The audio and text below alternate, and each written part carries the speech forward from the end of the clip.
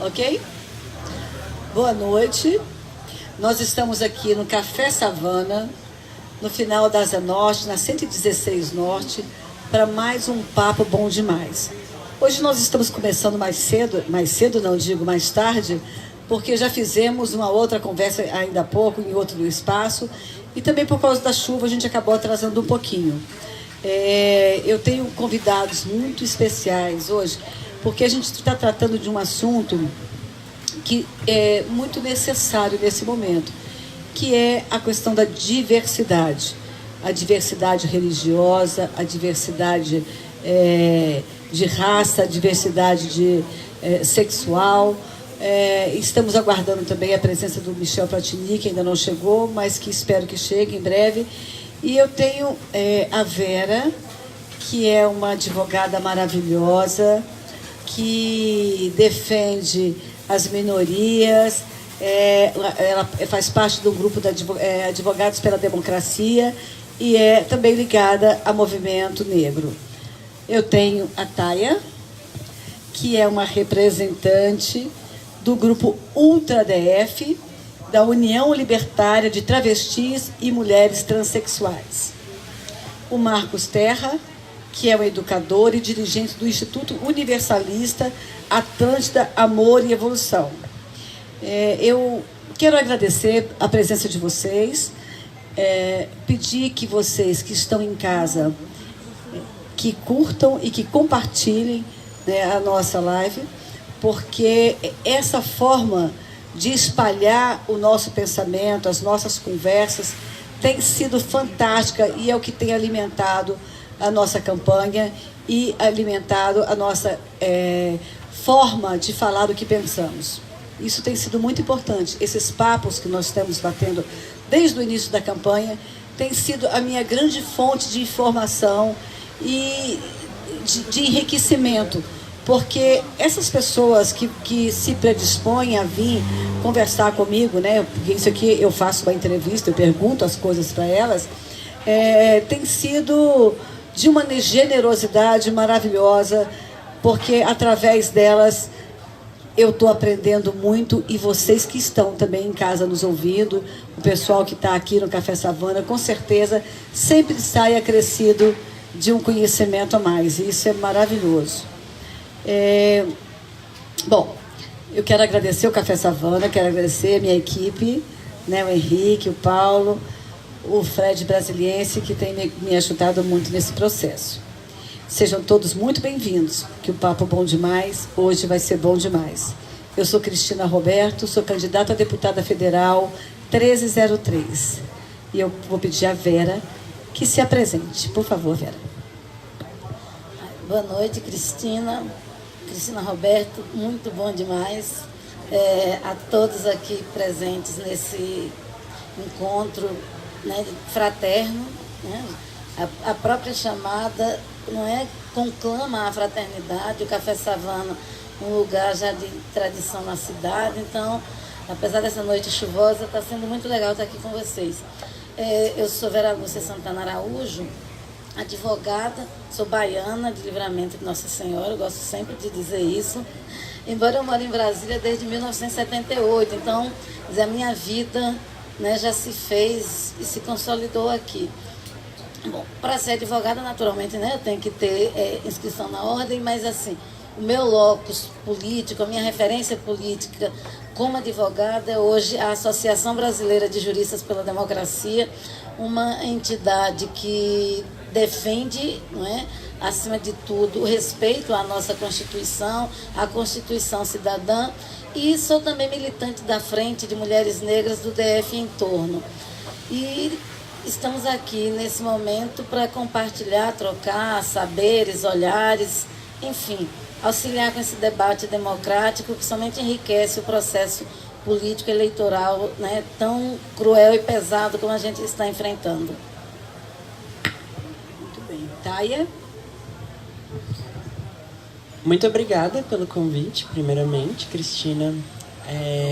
Eu acho muito importante conversar sobre diversidade aqui no Savana. Ele tem um lugar especial até dentro da minha vida, que eu estava pensando O meu pai também, ele é homossexual, ele é gay e casado com um homem, e a gente sempre veio aqui porque sempre foi um espaço de acolhimento de pessoas LGBT.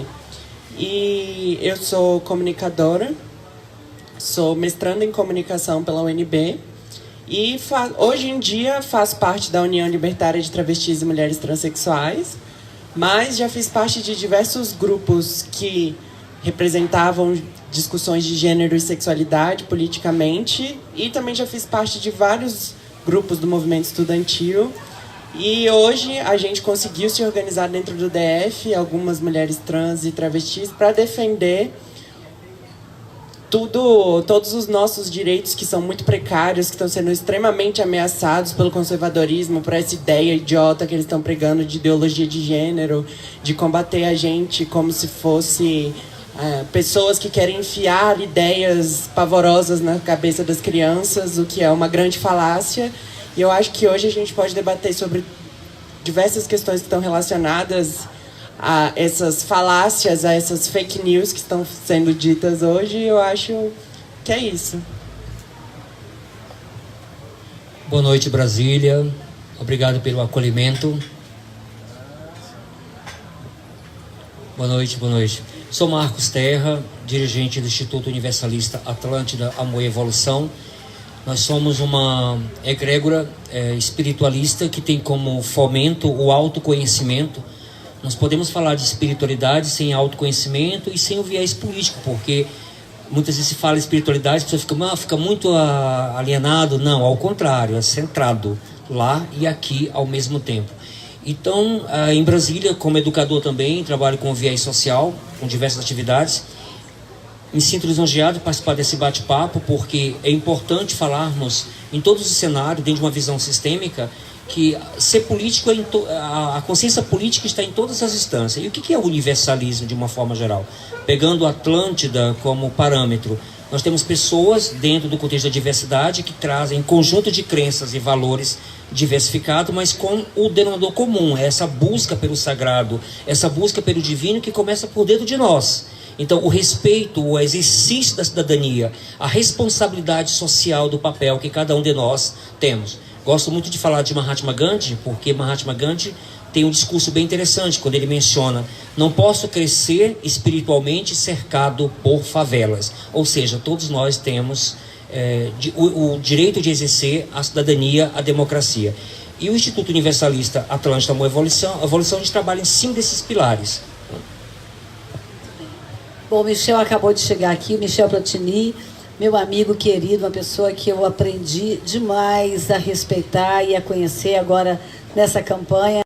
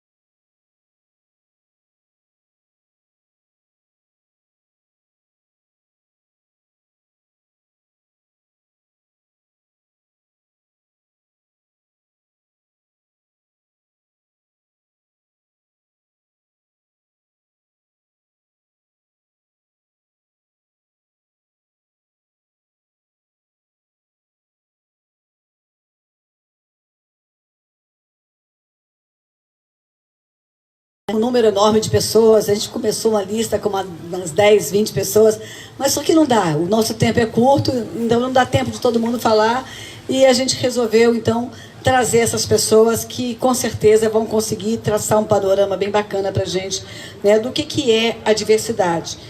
Primeiro, então, eu gostaria que cada um respondesse, dentro do seu conhecimento e da sua vivência, o que é diversidade, Vera? Acho que assim, diversidade é vida. Poderia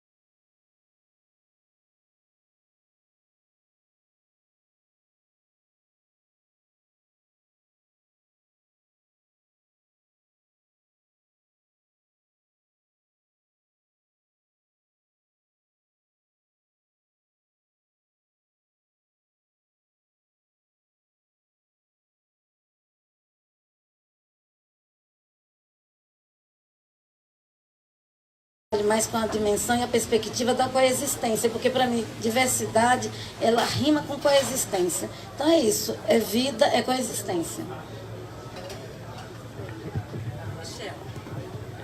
Então, eu costumo sempre dizer assim, olha, todo mundo fala o tempo todo que a política é para todos, que a cidade é para todos.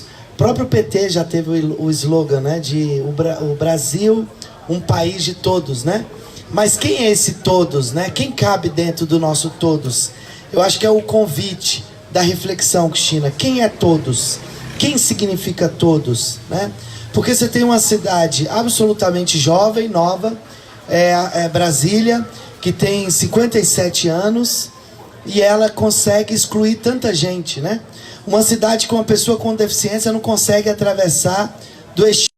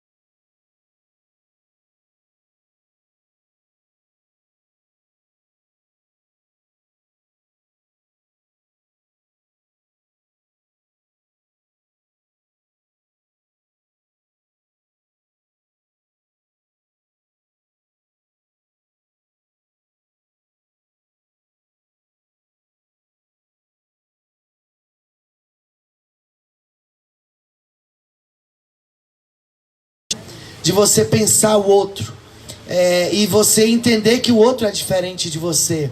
Hoje há uma padronização de absolutamente tudo, de que as relações têm que ser de uma forma, de que fora desse eixo a gente discrimina, não acredita, que a sexualidade deve ser exercida sobre uma única vertente, que ela não pode ser explorada, que o ser, né, que está tão debatido hoje na humanidade. Porque o que a gente faz, né? O que a comunidade LGBT faz?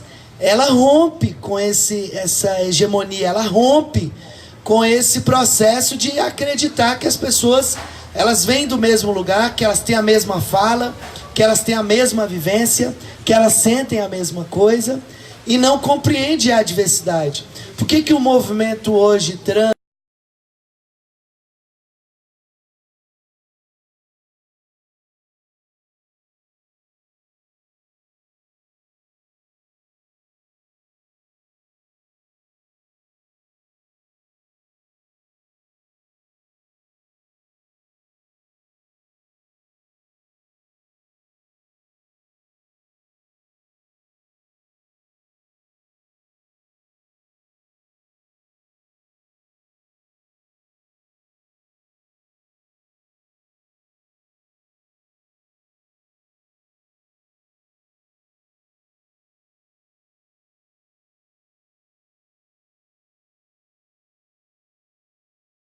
só, porque ela é muito diversa, ela é muito diferente. Então eu acredito que é esse contexto que está posto, e a gente precisa pensar a cidade para todo mundo. É claro que nós somos diferentes, não, e a gente precisa ser atendido de maneira igual nas nossas diferenças, mas é difícil conviver numa sociedade em que a diferença, que é a sua diferença, te coloca numa berlinda que muitas vezes você não queria estar, não pode estar, e a gente luta para você não estar, né?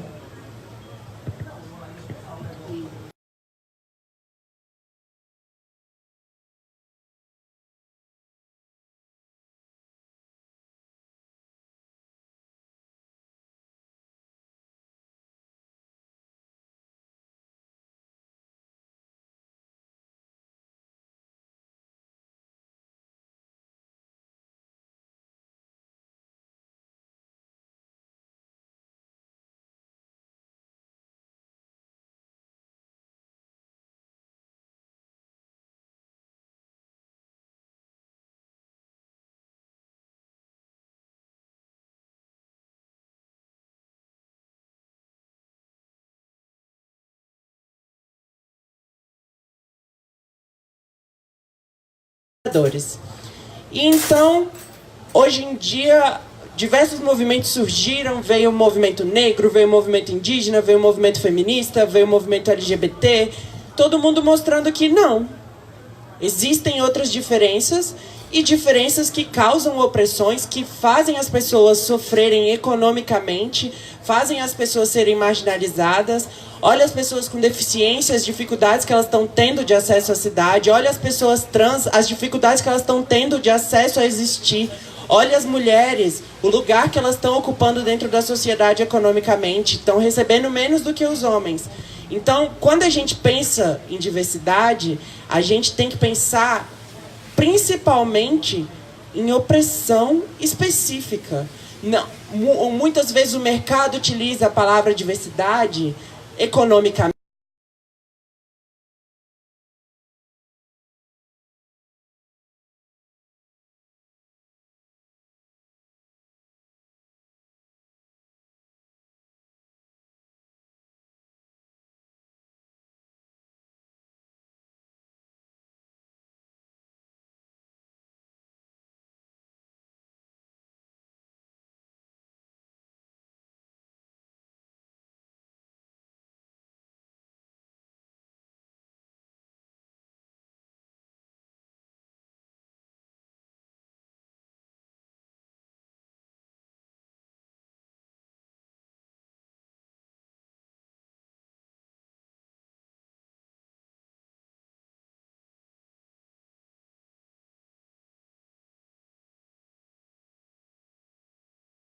Vocês. Mas, se você for ali na W3, ali em cima, você vai ver que a diferença, a diversidade linda e maravilhosa, não é linda e maravilhosa. A diferença é tratada como lixo da sociedade, que vai fazer o quê? Vai servir como pote de esperma dos homens da família tradicional, que não é a diversidade. Então é isso, quando a gente pensar em diversidade, a gente tem que pensar naquilo que é representado como todos, que é o quê? Isso que a gente aprendeu como certo, como cidadão de bem, que é esse homem bonitinho, branquinho, que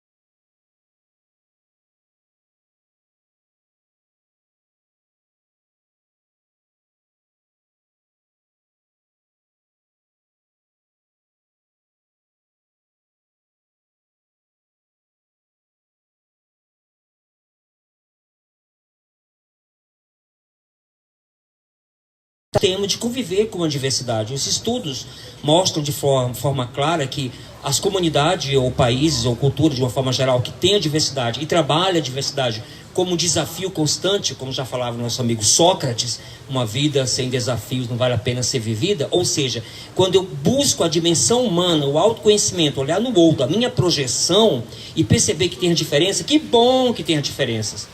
Porque as diferenças, elas são salutares. Como que podemos falar de uma sociedade inteligente que de fato não respeita o espaço do outro ou da outra? Então, buscando essa visão sistêmica, filosófica, religiosa, seja o que for, é muito simples. Vamos trabalhar a diversidade por meio de prática, de atitudes. Para fechar com as culturas populares, que é oportuno dentro da filosofia popular, a palavra convence, mas o exemplo arrasta. Então, cabe a cada um de nós, dentro do processo democrático, compreender, buscar, entender a diversidade e colocar isso em prática, respeitando o espaço do outro. Isso é a diversidade de fato que deveria existir, e que bom que o nosso país, um país de pluralidade culturais, tem esse cenário tão rico e que precisa ser trabalhado. E quando falo o quesito religioso, já que eu peguei essa parte do discurso ou espiritualidade, os dogmas, o que são os dogmas? Se não abrirmos os olhos, os dogmas, eles nos colocam com uma visão reducionista, e o outro que se dane. Eu estou preso à minha estrutura egóica. Primeiro lugar, eu. Segundo lugar, eu. Terceiro lugar, eu. E que dane-se os outros. Então, falar de diversidade é muito amplo e belo quando se colocamos em prática, e viva a democracia que respeita a diversidade. A gente está vivendo, né, um momento muito duro nesse país, e o que está se colocando hoje, né, na eleição é uma pessoa completamente intransigente, uma pessoa completamente contra a diversidade, que não respeita a universidade, a diversidade, ganhando um espaço enorme dentro da sociedade. É muito preocupante isso, né? Porque o mundo está evoluindo, as pessoas estão evoluindo, as coisas estão acontecendo, e a gente está voltando atrás, né? Porque esse assunto já foi assunto há muitos anos atrás, e agora a gente volta a viver essa intolerância absurda, as pessoas não se aceitando, não se respeitando. A gente está vivendo realmente um momento muito delicado, e isso aqui é uma chamada, inclusive, para que as pessoas prestem atenção, porque esta eleição, ela está demonstrando exatamente isso para a gente, né? Que existe um grupo que quer que o mundo, que o Brasil evolua, que o Brasil cresça, que o Brasil seja realmente esse país diverso, né, com que recebeu tanta influência do mundo todo, que tem essa diversidade religiosa, sempre foi dito, né, era um país laico, e hoje a gente está vivendo um mundo, né, um Brasil completamente cruel com relação a isso, né? As minorias estão sendo desprezadas, né? Eu vi até um comentário, não, as maiorias, né? A gente tem que privilegiar as maiorias, que as minorias que se ferrem, né? Elas sempre se ferraram. Eu acho que a gente está exatamente buscando o caminho contrário. Nós, tá? Esse lado aqui de pessoas mais humanas, né? Porque eu me coloco nisso, eu sei que o Michel, que Vera, que Taia e que Marcos também se colocam nisso, né? Pessoas mais humanas que estão sempre buscando essa compreensão, né?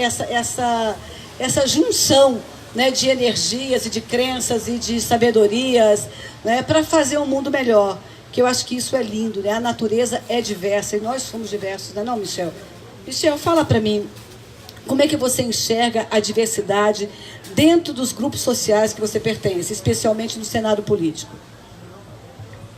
Então, eu acredito que a gente está ocupando um espaço que é legitimamente nosso, mas a gente pega na marra, né, Taia? Porque a gente está indo assim meio que sabe assim, a fórceps, né? Indo, tentando. A gente não para de tentar, a gente sempre está tentando. Esse espaço político, eu acredito que ele não foi construído para a gente. Porque a Câmara Federal, para vocês terem noção, até essa última legislatura, uma pessoa com deficiência não conseguia subir ao púlpito da Câmara para falar, para fazer um discurso. Mas há poucos anos, não são muitos anos, o plenário da Câmara, ele não tinha banheiro feminino para as mulheres. Porque ele achava, eu acredito, que ele não cogitava a possibilidade de ter uma deputada. E não cogitava a possibilidade de ter uma pessoa cadeirante, com deficiência física ali naquele espaço. É uma Câmara para 513 deputados e deputadas. Mas ele não foi pensado para essa diferença, porque ele não foi construído para essa diferença. E a gente está aí há muitos anos, porque você tem menos de 10% de representação feminina, com a sociedade de quase 60% de mulheres.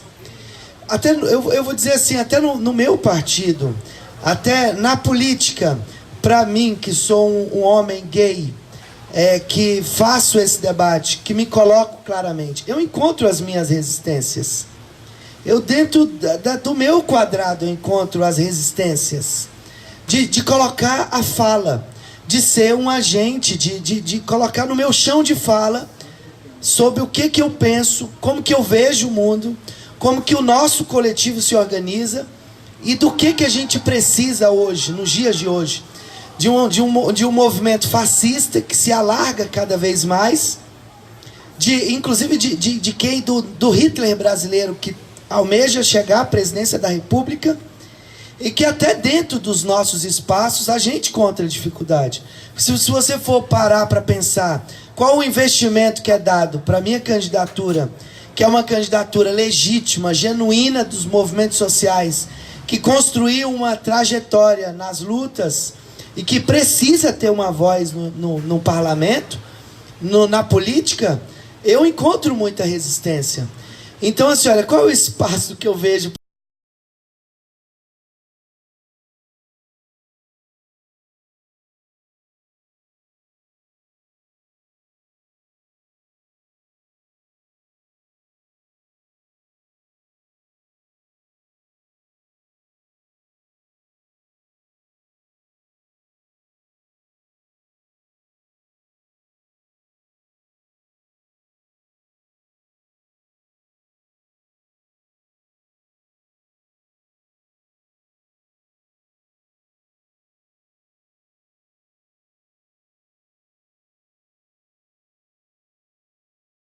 Você, numericamente, o que significa as mulheres? Você vai dizer que mulheres são minoria? E é assim que eles nos veem.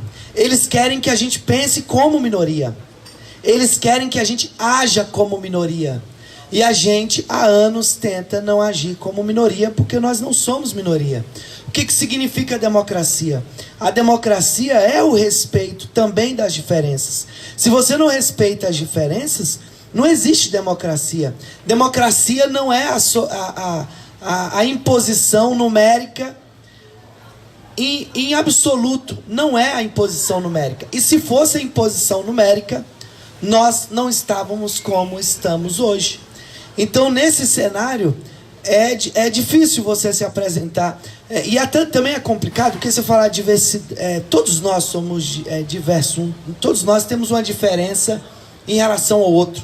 Se você olhar aqui, olhar para a Cristina, para a Vera, para a Taia, para o Marcos, olha para essa bancada aqui, você vai ver como que nós nos apresentamos para vocês. Cada um com a sua diferença, com a sua particularidade, com a sua especificidade. E a gente luta por uma sociedade que reconheça isso, que não veja a gente como número, que não veja a gente como um imposto que entra nas contas do governo. A gente precisa ter as nossas questões tratadas com muito cuidado. Você não pode pensar uma educação para pessoas com deficiência só sob o aspecto da inclusão, porque você vai esquecer de pessoas que não vão conseguir no mesmo volume, no mesmo momento e ao mesmo tempo a inserção num processo de escolarização que também é atrasada, que é a mesma escola do século XVIII. Você não vai conseguir fazer com que esse mesmo chão da escola, que é o chão da inclusão, ele consiga incluir esse agente. Ele vai precisar de sala de apoio. Em algum momento, ele vai precisar de uma sala sozinho para ele. Ele vai precisar de uma equipe ali para ele. Ele não vai poder estar ali no meio de todo, no meio da galera, sendo tratado como mais uma cabeça. Você tem que tratar cada um na sua individualidade. Então, sob esse aspecto, eu acredito que nós temos que caminhar muito ainda para que as diversidades sejam reconhecidas, inclusive nos espaços que a gente luta diariamente para a gente ter a nossa voz escutada.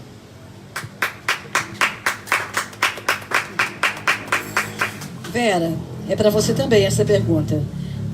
Como é que você enxerga a diversidade dentro dos grupos sociais que você pertence, especialmente no atual cenário político?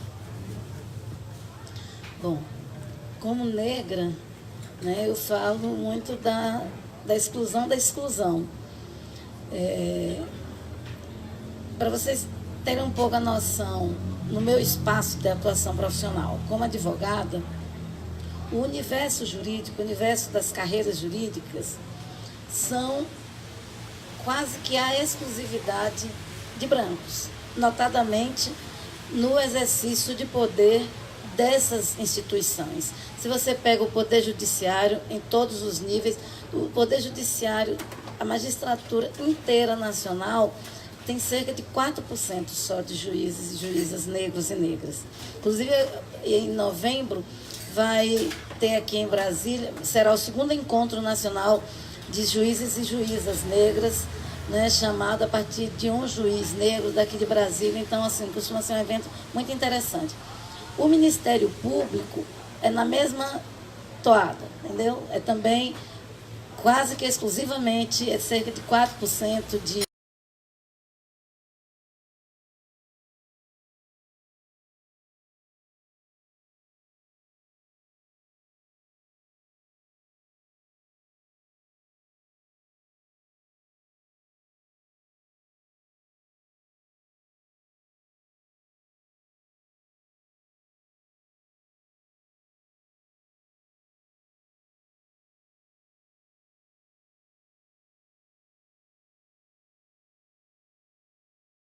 negros é uma coisa assim vexatória, vexatória. Então, como advogada, eu não me vejo, não me sinto minimamente representada pelos dirigentes da Ordem dos Advogados do Brasil, porque não há minimamente qualquer pensar em nenhuma formulação, nenhuma proposição de inclusão dessa natureza. Bom, no cenário político, congressual, ou seja, né, as câmaras, as assembleias legislativas, eu fico pensando na nossa Câmara Legislativa, mas o Congresso Nacional, e aqui a gente tendo candidatos, né, tanto para a Câmara Legislativa quanto para a Câmara Federal, essa subrepresentação das maiorias, e como bem disse o Michel, nós negros não somos minoria no Brasil. Nós, mulheres, não somos minoria no Brasil. Mas por que não nos vemos, não estamos representados nas mais diversas instâncias de poder? Não estamos porque o poder está constituído, gestado e com uma legislação muito, muito, muito bem preparada, com um sistema muito bem engendrado, para que as maiorias não alcancem o poder, que as maiorias não acessem o poder. Então, a gente pega... já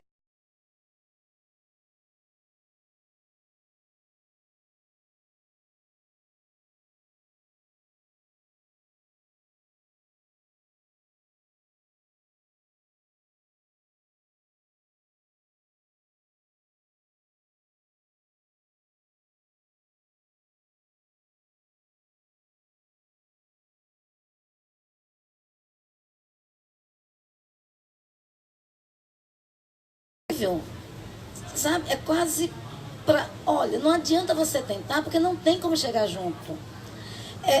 As barreiras criadas às organizações populares, aos partidos dos trabalhadores, e aí eu digo não somente o PT, entendeu? A gente tem outros partidos que representam organizações de trabalhadores, enfim, né? E é preciso também a gente começar a reconhecer essa diversidade no mosaico partidário. E aí tem uma questão de fundo, e eu trabalhei muito com legislação eleitoral em coordenações jurídicas do PT. Gente, se a gente não pensar que é preciso uma profunda e radical regulação no sentido mais democrático, mais transparente e de maior acessibilidade do sistema de comunicação, dos meios de comunicação, se a gente não implementar o capítulo da comunicação social que a Constituição Federal prevê, qualquer reforma política que a gente faça vai ser sempre impeditiva da ampliação e do alargamento da participação das maiorias. Vai ser sempre impeditiva. Por quê? A gente, e assim, já para concluir, pensa o seguinte: você tem os monopólios dos meios de comunicação. Então, as mesmas famílias, pouquíssimas, né, contadas, as mesmas famílias são as donas das televisões, das rádios, das mídias, né, das TVs alternativas, enfim, dos jornais. Tá. Aí, essas famílias veiculam as verdades que elas querem, os fatos com as versões que somente a elas interessam. Aí tá. Então, você passa todos os dias, o dia inteiro, recebendo somente essa informação. Aí, quando chega no tal do período eleitoral, você tem a fração da fração do segundo para poder falar da sua proposta, para falar do seu programa. E isso numa divisão naturalmente desequilibrada, porque é sempre considerando quem já tem a grande bancada, só que a legislação não permite que a bancada pequena se amplie, e aí toda perto de eleição faz um rearranjo, como foi para essa agora, com a tal da pré-campanha, que é uma coisa que somente reiterou, não é, o fortalecimento de quem tem mandato, de quem tem dinheiro para se custear, enfim. Então, nos moldes atuais, a gente ainda vai continuar com as maiorias subrepresentadas. E aí, a negritude, nós mulheres, temos que nos fortalecer, nos somar em torno das candidaturas que representem o aceno de mexer com isso tudo, de buscar transformar nisso tudo. Porque não há como você penetrar quantitativamente, romper essas barreiras que são ideologicamente postas por meio de um aparato jurídico que somente reafirma e reconsolida o acúmulo de riqueza econômica e de poder político, com as mesmas elites de sempre. Então, assim, é uma fala meio pessimista, mas não é derrotista, tanto que eu estou aqui. Mas é isso, não é muito dura, porque é a realidade. E é com essa realidade que a gente tem que lidar. Gente, e essa história das nossas limitações, hoje eu soube de uma história que eu só dando risada, né? Diz que a gente pode ir votar levando a bandeira, mas... Agora, por que você já viu uma pessoa trans na W3 prostituindo? A resposta já está aí. Então, eu acredito que a gente tem que olhar para esse lado, a gente tem que olhar para a oportunidade. Diversidade é uma oportunidade da gente ter conhecimento sobre as nossas próprias diferenças, que é o primeiro passo, a gente criar consciência, olhar para si e falar, olha, eu tenho essa diferença. Eu, particularmente, Taia, sou uma mulher trans, sou filha de uma mulher negra com um cara homossexual, que tem um padrinho gay também, que é ex do meu pai e da minha mãe, tem o meu avô que é indígena e gay, tem a minha avó que é negra e lésbica, então tem toda essa diversidade. Minha família nunca foi tradicional, em nenhum sentido.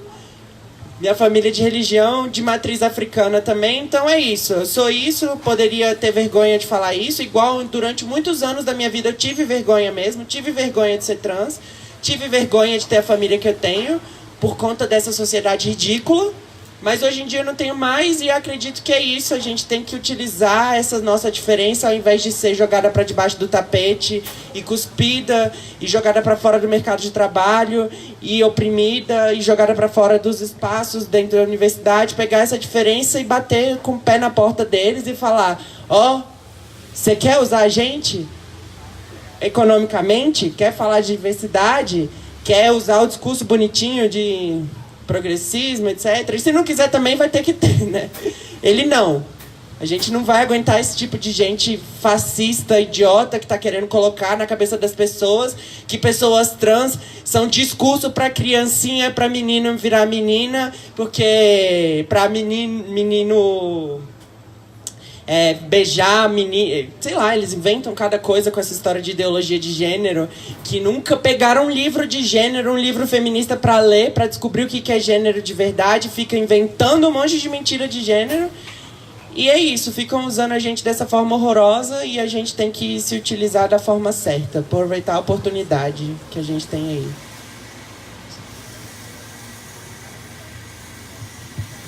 Michel, desculpa, Marcos. Fazer a pergunta. Como é que você enxerga a diversidade dentro dos grupos sociais que pertence, e especialmente no atual cenário político? Bom, vamos lá. Diversidade por diversidade, de uma forma tão ampla e tudo, e pegando o instituto que eu tenho a oportunidade de dirigir, é o exercício da cidadania. Não tem como. Eu não posso falar... no espaço que nós trabalhamos, recebemos todas as pessoas, ateus e não ateus, e o respeito a todos os conjuntos de crenças e valores. E o mais importante no exercício, já que espiritualidade está em todos os momentos, não confinado aos templos religiosos, a espiritualidade está nas atitudes. Então não adianta eu trabalhar a dimensão, a expansão consciencial de estar conectado com o todo e etc., sem exercer a minha cidadania. Então, o convite que nós fazemos, o fomento dentro de Atlântida, é justamente buscar essa visão sistêmica de respeito. Nós temos, mais uma vez reforçando, recebemos todo tipo de pessoas no nosso instituto, como sabemos de outros institutos sérios também, que trabalham a dimensão do sagrado, do divino e o autoconhecimento. como educador, eu não consigo visualizar uma democracia rica sem ter uma base da educação como fomento. E não é claro, não é só educação, mas a educação é a base. E a educação se começa em casa. A educação se começa com a formação que nós temos, que herdamos dos nossos pais, familiares, ancestrais e etc. Mas sempre buscando aquela visão do humanismo.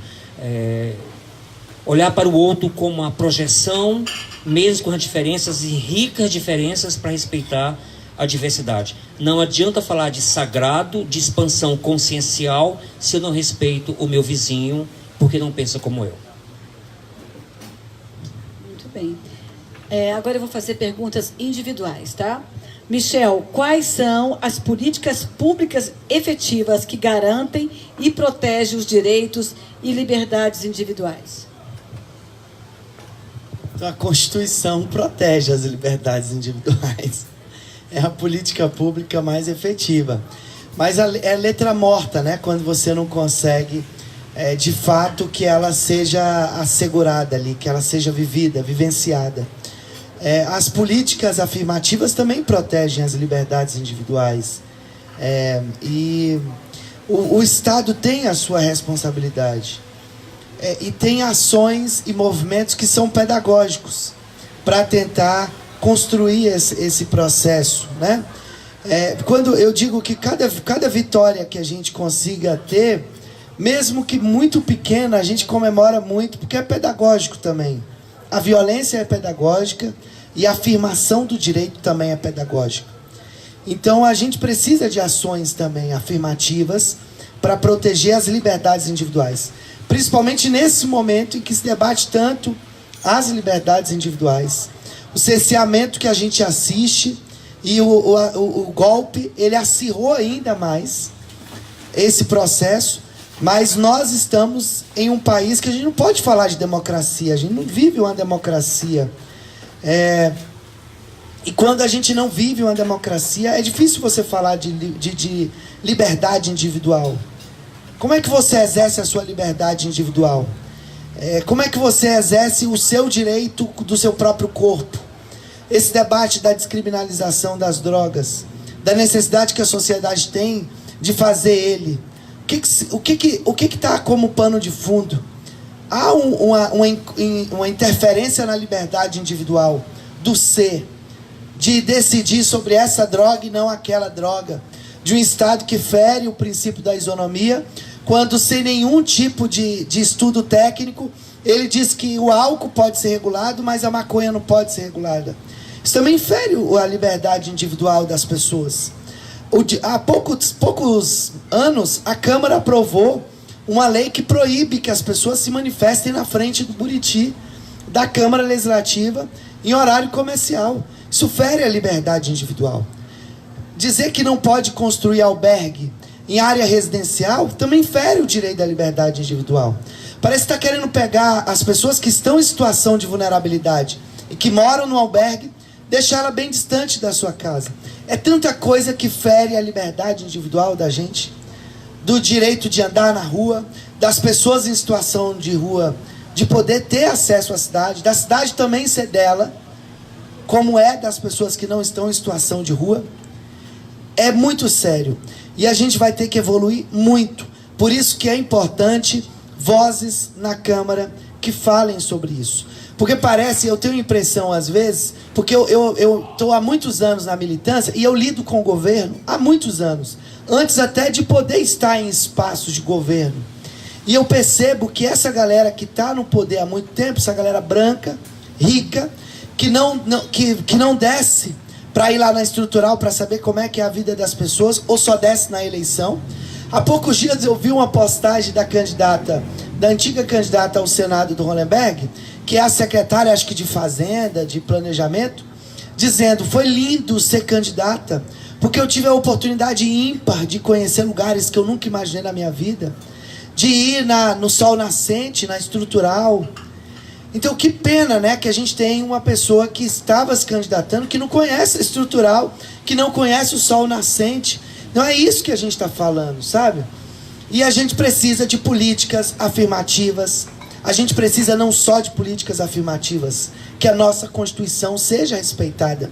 Quando diz que a gente vive numa democracia, que a gente tem o direito de ir e vir, mas esse direito de ir e vir é relativizado, porque a polícia entra como ela quer, os procedimentos dela se dão da forma que ela quer fazer.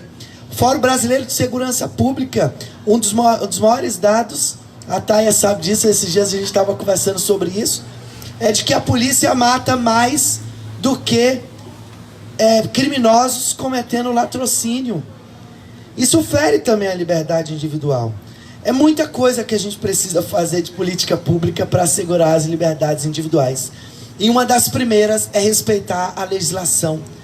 É garantir que as pessoas possam acessar as ruas, que as ruas elas não podem ser de um setor só da sociedade. E muita coisa fere as liberdades individuais de diversos grupos. Da minha comunidade, que convive até hoje com uma sociedade que não reconhece os direitos civis e nem humanos da população LGBT. E da população e de alguns grupos dentro dos nossos grupos que enfrentam ainda mais resistência. Há menos de um ano, a população transexual teve o direito assegurado, a partir do judiciário, o direito dela poder dizer que ela é transexual, de não precisar de um laudo médico e de uma decisão judicial. Olha que coisa mais violadora de direitos. Cadê coisa que fira mais as liberdades individuais do que você não poder ser quem você é? Olha pra mim, eu tô dizendo pra você que eu sou assim. Não preciso de um laudo médico para dizer que eu sou assim, que eu sou assado. Eu não preciso de uma decisão judicial. E é isso que fere as liberdades individuais. Para cada grupo, para o movimento trans, o direito de ser uma pessoa trans sem um laudo médico, sem uma patologização, do movimento gay, do movimento de mulheres lésbicas, da gente poder ser quem nós somos, sem ter que explicar para ninguém com quem a gente dorme, com quem a gente quer dormir, com quem a gente quer casar, ou até se a gente não quiser casar, né? É isso, obrigado. Eu vou me folgando aqui. Oi. Vera, agora tocando em um tema muito importante. A representatividade no nosso parlamento. Nós somos um país que ainda carece de representatividade na política, o que permite absurdos como a maioria gritante masculina votar e decidir sobre as liberdades do corpo da mulher, entre muitas outras coisas. Vera, como você enxerga a representatividade na política? A política é essencial, né? As relações humanas, elas se desenvolvem a partir da política, né? A democratização da política é a tarefa, é o requisito que vem a assegurar a ampliação e a legitimidade da representação, porque a gente não pode confundir a legalidade com a legitimidade. Então, por exemplo, essa eleição. A gente está tendo uma eleição que, dentro das regras traçadas pela lei aprovada pelo Congresso Nacional, pelas resoluções do Tribunal Superior Eleitoral, tá legal, mas não tá bacana. Não está legítimo. Não está legítimo porque a gente teve uma apropriação indébita do poder, não é? Por uma pessoa que não foi eleita para estar na ocupação da presidência da República. Seguindo esse golpe, a gente teve mais uma violação das normas constitucionais com a negação da presunção de inocência. E isso fez com que o ex-presidente Luiz Inácio Lula da Silva não pudesse ser candidato à presidência da República. Então, assim, a gente está vivendo um processo eleitoral que ele já está, no nascedouro, completamente imaculado. Ele está completamente violado. Aliás, antes que eu me esqueça, fazer aqui um meu comercial da Associação Brasileira de Juristas pela Democracia, é que a gente está com uma campanha nacional de defesa da presunção da inocência. A defesa da presunção da inocência, ela se coloca como um imperativo, primeiro, de eficácia do que a Constituição dispõe. Segundo, de viabilidade, de liberdade e de plenitude do contraditório da ampla defesa, fundamentalmente de pessoas pobres, né, de homens pobres negros, e hoje de muitas mulheres que também começam a ser encarceradas por uma política de né, combate às drogas que leva a esse encarceramento de mulheres também. Então, assim, a transformação que a gente precisa fazer num conjunto de relações, num conjunto de normativos, para que isso resulte num processo eleitoral que, para além do legal, seja legítimo, é uma tarefa imposta a toda pessoa, sabe assim, a todos os coletivos, a todos os segmentos humanistas, democráticos, inclusivos, participativos, porque esse é o caminho. Quer dizer, a gente precisa aprimorar, não é, a representação institucional, a democracia representativa, ela precisa ser legitimada, ela não pode ser somente legalizada. Muito bem. Taya, para criar força, é importante que os grupos se unam para garantir e lutar pelos seus direitos. Não só isso, a representatividade também é importante para mostrar a inserção de um grupo na sociedade. Eu gostaria que você falasse um pouco sobre a importância da representatividade.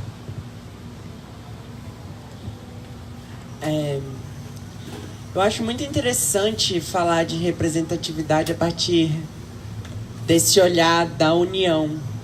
Porque hoje em dia a gente outro discurso que está bem na moda, né? Representatividade, diversidade, tá? Você vai na C&A, você vai ver um monte de roupa escrito diversidade, representatividade. Você vai ali na Liga TV, tá falando, né? Ai, diversidade, representatividade. O que isso significa?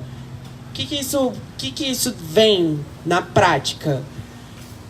Representatividade, a gente precisa aprender que não é simplesmente só a representação política tradicional que a gente conhece, que é estar lá dentro do Congresso, dentro da Câmara. Isso agora, no momento eleitoral, a gente precisa pensar isso como uma força mesmo que precisa estar lá, porque é precária a situação, o contingente de pessoas negras, de mulheres, a gente já falou aqui diversas vezes que é baixíssimo, isso reflete dentro da nossa sociedade, mas em todos os espaços. Inclusive, uma coisa que é muito debatida dentro dos próprios partidos de esquerda é qual é a diversidade dentro de um gabinete de um deputado que se diz de esquerda progressista.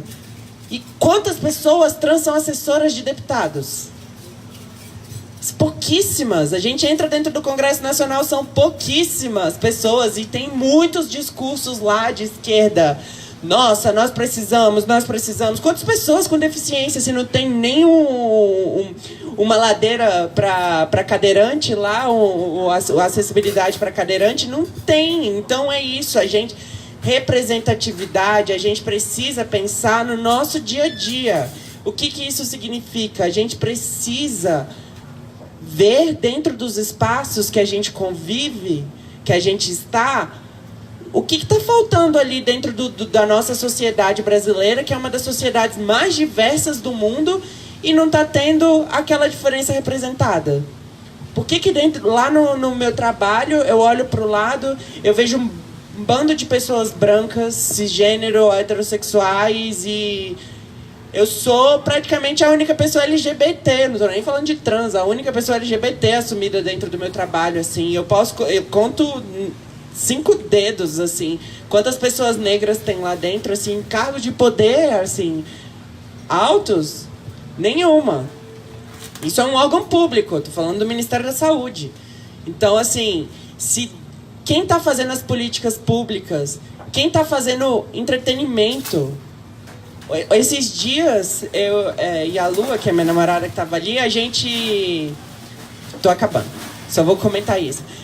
A gente assistiu uma série que era sobre mulheres trans negras na década de 80 nos Estados Unidos.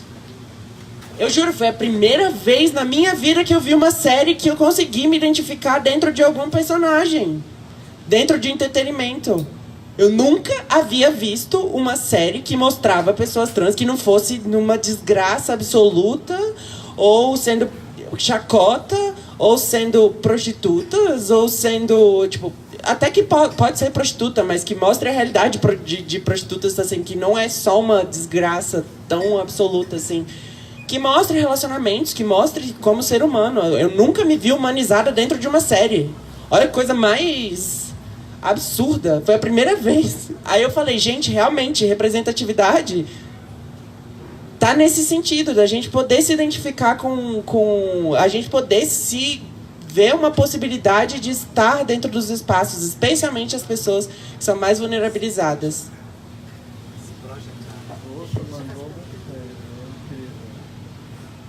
Você não conseguir se identificar, se projetar, né? Que coisa. É muito forte. Bom, Marcos, vamos à nossa última questão. Você representa um grupo universalista, que no meu entendimento tem a diversidade na sua essência. Eu gostaria que você fechasse aqui o nosso papo falando um pouco sobre respeito. Respeito, respeito, respeito, respeito. Respeito e diversidade em um contexto coletivo. A nossa organização tem como base o acolhimento. E quando falamos em acolhimento, independe do conjunto de crenças e valores que a pessoa está nos buscando, então nós respeitamos. Nós temos pessoas que são, mais uma vez, ateus, religiosos, profissionais do sexo masculino e feminino, pessoas ligadas ainda às drogas, que buscam ajuda, e em nenhum momento, ao contrário, é acolhimento e entender no outro, que tem suas necessidades, as mesmas necessidades que nós temos, porque não estamos aqui para fazer nenhuma discriminação, ao contrário, ajudar. Uma festa só. Bom, o Brasil sempre viveu de promover toda a economia. Em qualquer parte do mundo você tem estímulos econômicos. A cota é um estímulo econômico à inclusão e ao incremento da participação econômica de um segmento que é majoritário, né? Quer dizer, os negros, nós somos a maioria. No caso do Brasil, tem um outro dado, e aí é onde você politiza o debate, que é o caráter reparatório. Quer dizer, esse país foi feito à custa da escravização dos negros, não é? Então, ela ganha um caráter reparatório, um caráter de minimização da redução de desigualdades que o mesmo Estado praticou. Então você tinha uma sociedade que legitimou um Estado escravocrata.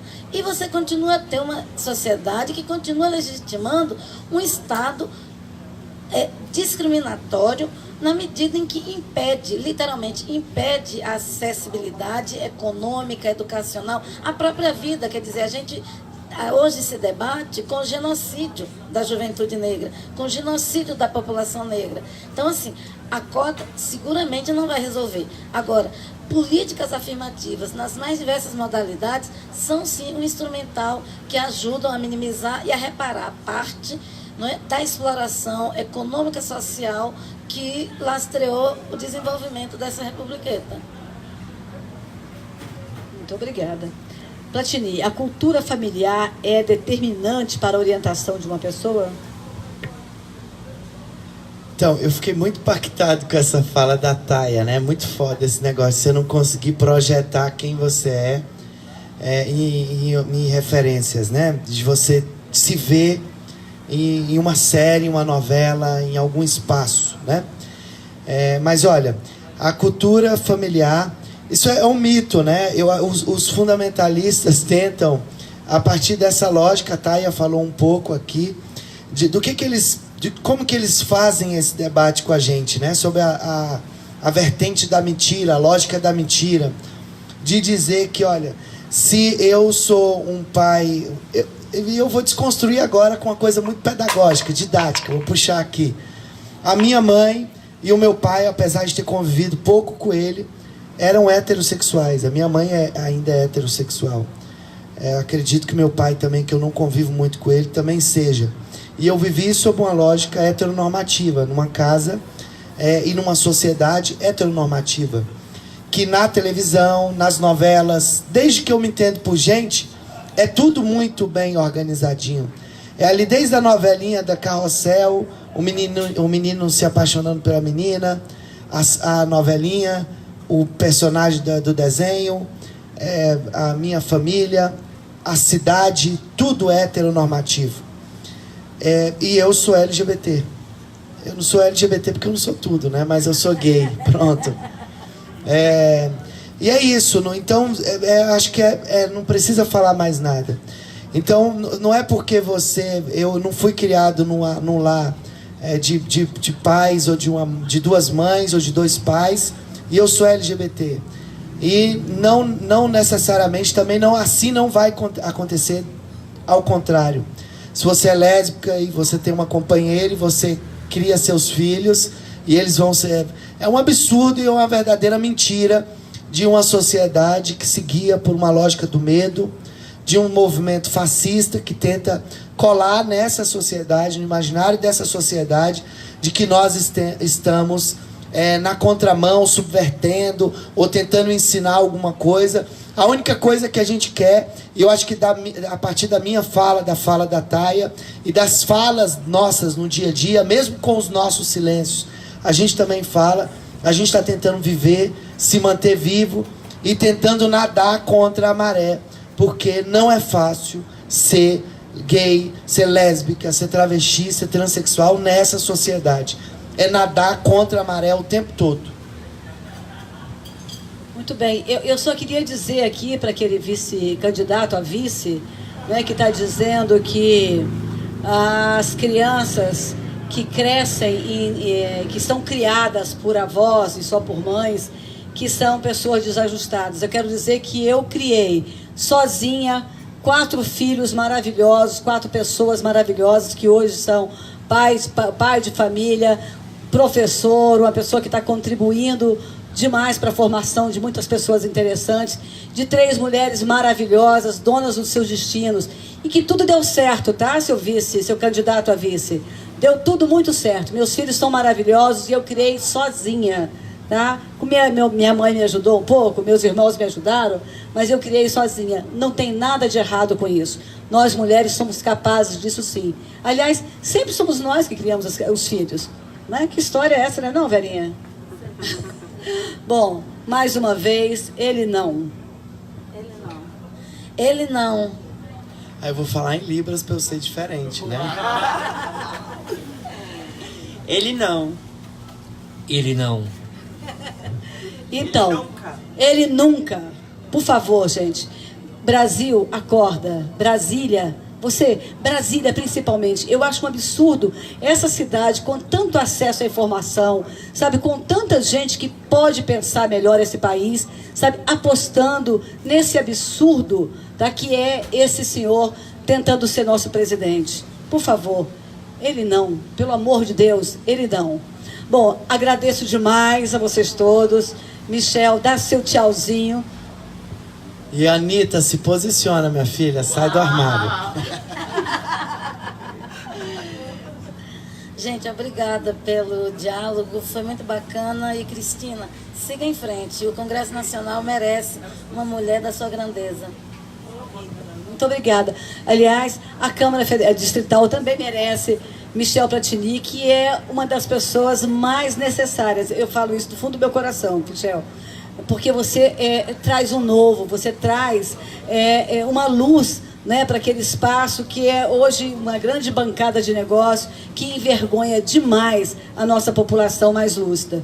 Vai para lá, Michel. Ajudem o Michel a chegar lá, por favor. Não é não? Qual é o seu número mesmo? Meu número é 13313. 313. E eu sou Cristina Roberto 1303. Taia, dá uma boa noite pro pessoal. Boa noite, gente. Obrigada por ter ficado aqui ouvindo a gente. E se deleitando, né, que vocês estão falando. Porque é uma maravilha. Eu espero que a gente continue assim, democraticamente, construindo o nosso país, ouvindo um ou outro, não apelando para esse tipo de totalitário, idiota. Nem, você falou que é Hitler brasileiro, eu acho que nem Hitler não consegue ser, porque é tão burro que nem nesse nível ele não consegue ser. Então, eu acredito que a gente tem que ir nesse caminho mesmo, da democracia, do debate e ouvindo sempre. Agradeço. E o pensamento do Betinho, só a participação cidadã é capaz de mudar o país por meio da responsabilidade social individual e coletiva. Amor e evolução para a nossa cidade, Brasília, e para o Brasil. Muito bem, muito obrigada a vocês, a você de casa. E na quinta-feira que vem teremos mais um Papo Bom Demais. Aliás, estamos chegando na reta final. Eu vou sentir muita falta disso. Acho que a gente quer continuar fazendo esses papos, viu? Depois que passar essa eleição, a gente vai continuar conversando, porque conversar é bom demais, não é não? Então tá, um beijo e até quinta que vem.